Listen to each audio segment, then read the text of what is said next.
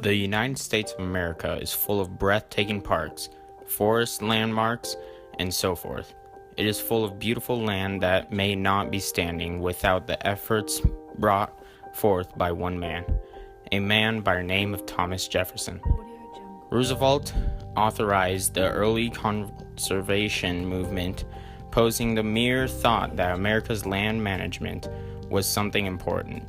Little did he know that just decades into the future, he has made an astonishing impact to America's society.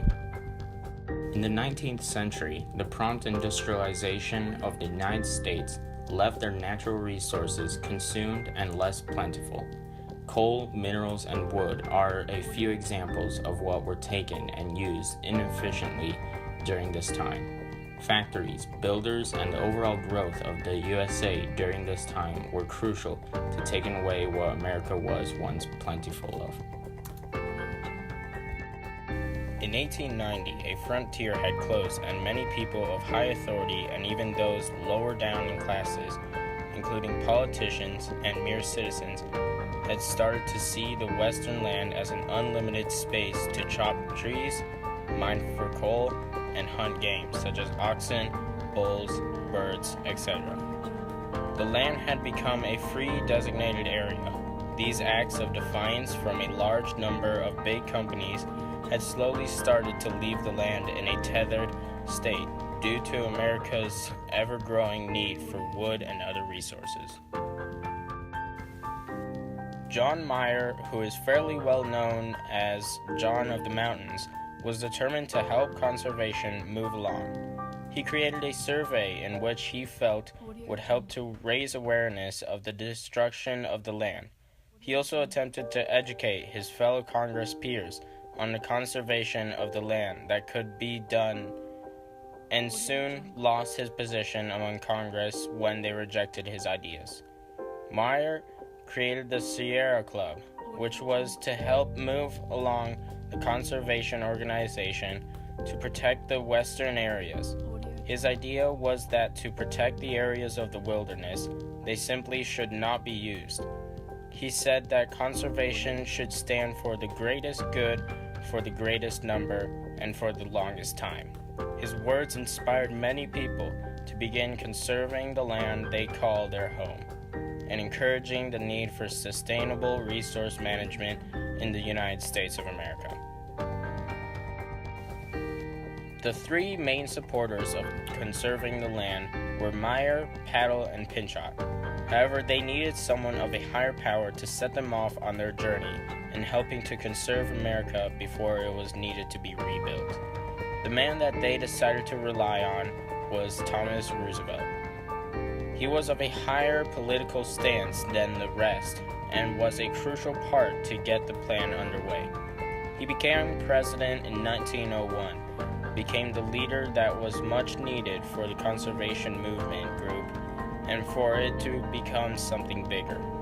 And for Roosevelt, he knew that there was nothing in the world that could inspire him to help get the conservation movement going. He knew that it was not only important to use enough resources for the day and task at hand. However, he also knew it was imperative to leave enough resources for the days, months, and years to come. In doing this, Thomas made sure that the land would be usable for even those unborn, as he said once in a speech. In any moment of decision, he said, the best thing you can do is the right thing. The next best thing is the wrong thing, and the worst thing you can do is nothing. The other act that Theodore Roosevelt had begun was one that invested in helping to save the animals. Before Theodore Roosevelt was president, it was clear that no other president had made it a priority to pay any sort of attention to the wildlife in the least, much less the animals as well. The first ever bird conservation was built in Florida, 1903, followed by over 4,000 bird reservoirs in the United States currently. Roosevelt really cared about the wilderness, and now in as much effort as he could to make him a remembered president for doing just that. conservation land was divided into 3 sections to help with organization, forest conservation, water conservation, and animal protection. Before Roosevelt became president, the usual routine was to harvest all of the land and then farm it, then to move on rather than try to keep the land for the next generation. This left many patches of land tethered, unusable or arid, and in a miserable state since they had simply been abandoned rather than cared for.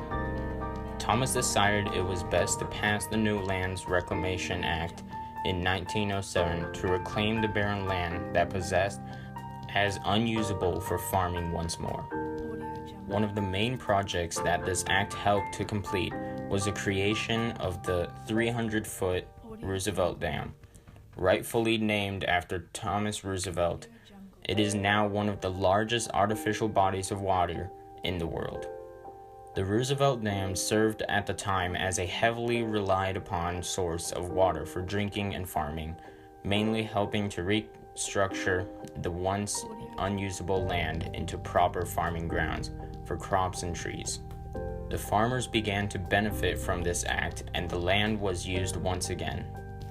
Things were beginning to change for the better thanks to Theodore Roosevelt. The final part, concluding Roosevelt's plan to reestablish America's land, animals, and overall wilderness conservation, was to protect and rebuild the forests that had been chopped down and the land practically wasted. At some point, the forests in the United States of America came out to be about 1/2 of all of the land in the USA, about 1 billion, and by the time the late 19th century came, only a mere half of those forests were still standing. It was Roosevelt's plan to change that.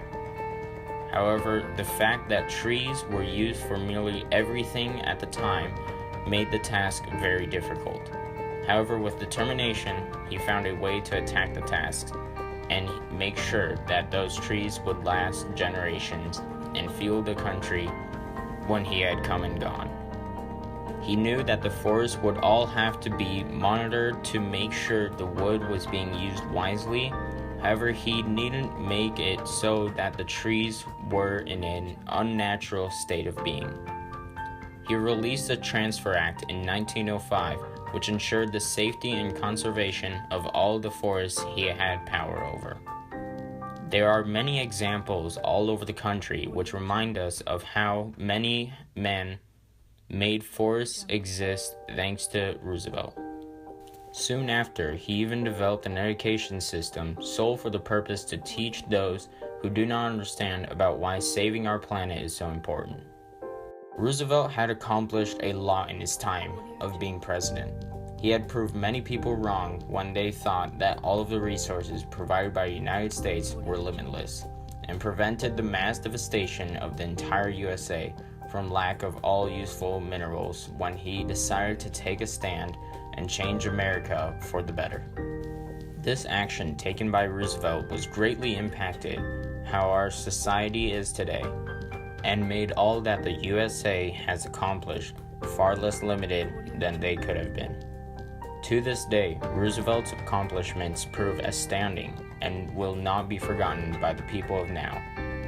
He has proven to be brave, determined, and he was able to make such a wonderful change to the USA.